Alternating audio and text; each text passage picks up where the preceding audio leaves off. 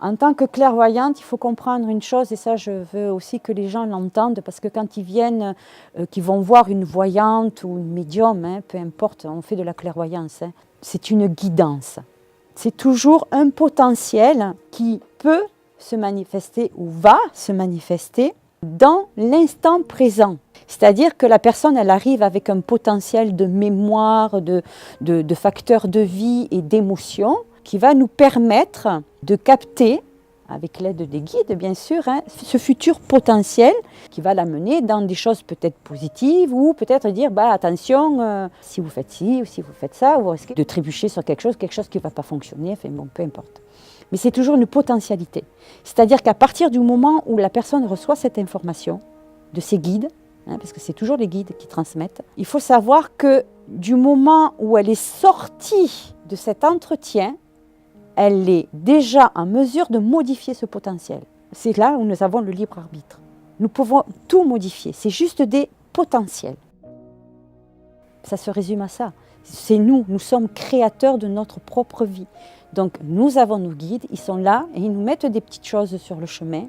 Ils nous amènent à des endroits auxquels on n'avait pas du tout pensé aller. Et puis des fois, ils nous détournent d'un endroit où on avait pensé aller. Mais parce qu'il y a quelque chose de mieux. Donc à nous d'écouter si on y va ou si on n'y va pas. C'est ce qu'on appelle le sixième sens, l'intuition. L'intuition qui nous guide, c'est quoi? C'est de la clairvoyance, ni plus ni moins. Et l'intuition, elle paraît stupide, en fait c'est quand le doute s'installe en fait. Dès que le doute s'installe, c'est que le mental a pris le dessus.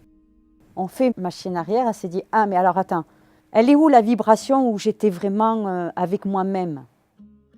On a été conditionné à avoir peur, à souffrir, à se créer soi-même des maladies. Et là, on inverse le processus.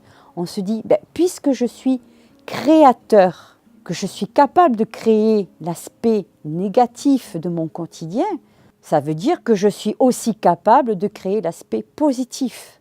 Donc, à moi de décider qu'est-ce que je veux. Est-ce que je veux briller? Est-ce que je veux être bien? Ou est-ce que je veux continuer à être dans cette dépression, continuer à écouter des informations qui me tiennent toujours dans une basse densité, où je suis toujours plus mal? Nous sommes des créateurs et c'est nous qui avons le pouvoir. Bien sûr qu'il ne faut pas renier ce qui se passe. Il ne faut pas le renier parce que nous avons cautionné ça pendant des millénaires. Nous avons participé à ce déclin. C'est nous, progressivement, de la conscience collective en conscience collective, qui avons créé, parce que nous avons donné le pouvoir à un certain nombre de personnes bien intentionnées, faire croire qu'ils étaient bien intentionnés, et qui finalement nous a conditionnés à nous laisser manipuler. Mais c'est nous qui avons donné ce pouvoir au fil du temps. Mais il faut savoir que nous avons été conditionnés par la religion où on nous a fait croire que Dieu était un homme qui était de l'extérieur et qu'il avait le pouvoir de punir ou de gratifier. La religion nous a conditionnés en nous disant si tu fais du mal, si tu fais des choses pas bien, si tu ne fais pas les choses comme on te l'a demandé, Dieu va te punir. Cet amour qui est normalement à l'intérieur de nous, on nous l'a fait extirper de nous. C'est-à-dire qu'on a dit, non, au lieu de dire que Dieu il est à l'intérieur de nous, on nous a fait croire qu'il était à l'extérieur.